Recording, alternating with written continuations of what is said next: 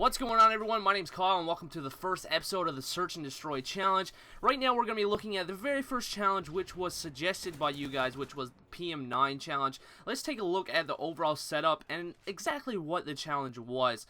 So basically had to use the PM9. The attachments were really up to me, so I decided to go with the extended mag silencer combo just because I thought the clip was kind of small and I didn't really want to come up on the map, so I thought that was a pretty good choice on my part. Also, I had to use the Desert Eagle. It was the default primary, as well as C4 and concussions. I'm pretty sure that was up to me as well. The perks were extreme conditioning, assassin, and dead silence.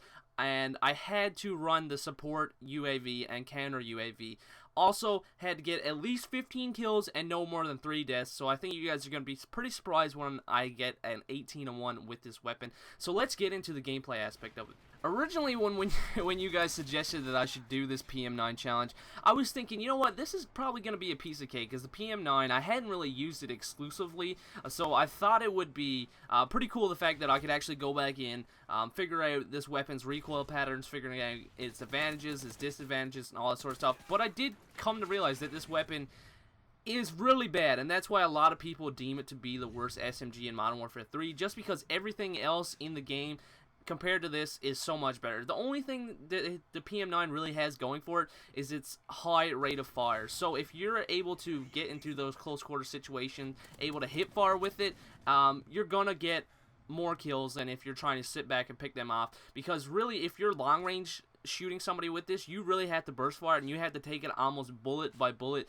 and like shoot it once and see which way the weapon sways. Then you have to compensate for that recoil, and it kind of got annoying, and it kind of got to a point where I didn't really want to go back and even bother with this challenge anymore. But now that I've finished school, I have time for a shitload of ton more challenges, so I'm going to be opening up this series, trying to do it weekly if possible, or maybe a few weekly, all dependent on the amount of challenges I get from you guys. But right here, I was pretty pumped up when I got this gameplay, because the first ever time in my Search and Destroy career, I got back-to-back aces, and back-to-back aces meaning 6 kills in one round, then another 6 kills in another round. So I got 12 kills in the matter of 2 rounds. And in this round right here, it all boiled down to the bomb was about to explode, and I was able to pick up the kill as the bomb was blowing up.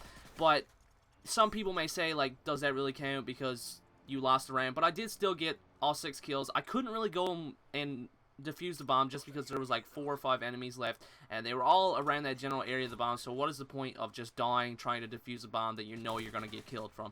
So that's basically why I wanted to kill everybody first, and I just could not find that last guy in time to get the bomb defused. But luckily we do end up winning this match, and after I go on this big tear and get those 12 kills in the 2 rounds, I was pretty hyped up, and I was pretty pumped because I was around 13-1 at that point, and the challenge was to get at least 15 kills.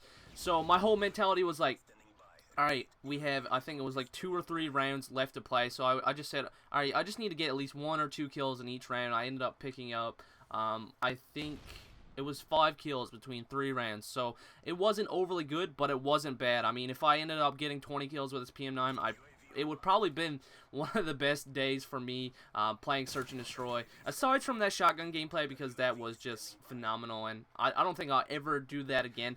But anyway, I really want to continue the Search and Destroy challenge because I think it's pretty cool. I think it's different than what most people are doing now. A lot of people, they do like the gun roulettes and the gun customizations, all about like you guys request a certain gun, then they have to go and get a gameplay with it. But with this, it's a little bit more specific because you have to use a setup based upon what you guys want to see, and it's all about what you guys want me to post, and the challenge is all up to you, which I think is really awesome because I don't have any say in what gun or weapon I choose. I choose the challenges that you guys propose. So if you guys have any far-fetched, ridiculous challenge, you guys can leave them, but I mean, trying to get like Search and Destroy Moabs and all that sort of stuff, I don't really want to go through that kind of stress to get it, just because I would have to get all you guys to come in and use like riot shields and try and help me out and try and find enemies, and I don't think that's fair for me. I don't think that's fair for you guys, because I know a lot of people that ask me to play Search and Destroy with them, and really I just don't have the time to play with you guys all the time, because when I do play, I always focus on just doing these sort of challenges, getting these sort of gameplays for you guys, and I really can't do that with a group of people. And when I do get the opportunity to play with subscribers, I don't want them to not be able to play and not be able to get any kills. So that's how I see it. So anyway, I don't really know what else to talk about for this challenge other than the fact that I want to see some more challenges because I want to continue this series. So if I don't get a whole lot of challenge requests on this video, I'll go back to the main video where a bunch of people requested the challenges. Also, I will be featuring the next few people that submit a challenge and I end up using it. I will like shout them out and say so and so gave me this idea for this challenge. I just thought about it as I was doing this video that I should have shouted out that person, but you know what, I'll go back and I will find your link and I will put it in the description just because I forgot your name. But I am incredibly sorry for that. So right now I'm just playing cautiously because I know like I have this challenge in the bag. Going into this next round right here, you see I'm 15-1. I know I have this challenge. All we need to do is win the next 2 rounds and just I could have died both of these rounds and not gotten any kills and still gotten the challenge as long as we won. So I was trying to play it a little cautiously, and my teammates, they weren't really doing much the first half of the game, so I was kind of hoping that they would pick it up because it's kind of weird because when you get a good gameplay and you play good the first like 2 or 3 rounds and you get a shitload of kills, that's when your teammates decide to, you know what, we can actually kill people and people are actually not that great and we could win this relatively easy, which I think is really stupid because I do all the work in the beginning and then at the end they decide to pick it up. But I was pretty grateful. It did work out how I wanted it to because I got the kills and then I was just able to sit back, pick up 1 or 2 extras and just build onto that streak and make this a better game overall. But this was relatively long because the PM9, like I said, I had to use it for pretty much hip firing only, and I had to get in those close situations and I just wasn't getting them as much as I wanted to, so that's why you may see me sit back and sand whore a little bit. If I had Sit Rep Pro on, this game play and this challenge would have went a whole lot quicker. I would have had it God knows how long ago.